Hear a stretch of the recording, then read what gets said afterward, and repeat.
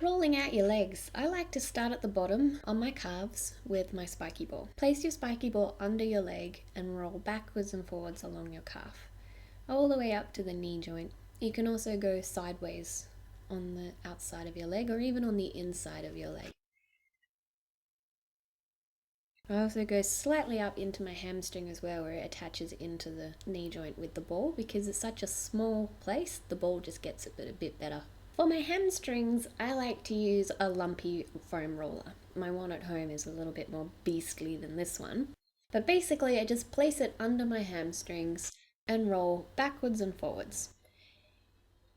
If you want to try and make it a little bit more intense, you can flex your feet, you can do one leg at a time, and you can even put one leg on top of the other to add a bit of weight. Sometimes rolling slower is better. To do your quads, I just roll over onto my front and I walk forwards and backwards on my elbows.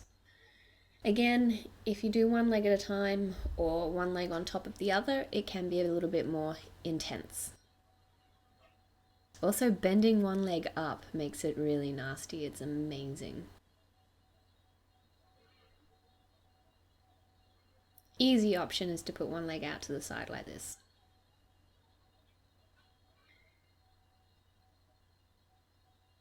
I use my smooth roller to get my ITBs.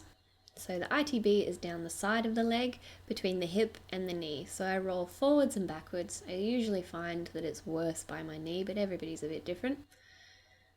And I roll all the way back up to the top of my hip. Go slowly over any bits that are sore, really work them out. It's amazing. Everybody knows I love a ball in my butt. So again with the spiky ball, I bring it right to the top of the hamstring where it connects into the bones. And I just roll up and down on that bit. You can also get on the side of your butt where your glute med and your piriformis. I go with the grain of the muscle usually, but sometimes I will go against it if it feels good. To get your groin, bring your leg across your roller and roll side to side. Again, I'm using the lumpy roller to get this muscle because it's a little bit more comfortable. To do your hip flexors, your hip flexor comes all the way up to just under your ribs. So I usually start with it in my stomach. I do this against the wall because on the floor is too intense and you'll leave bruises.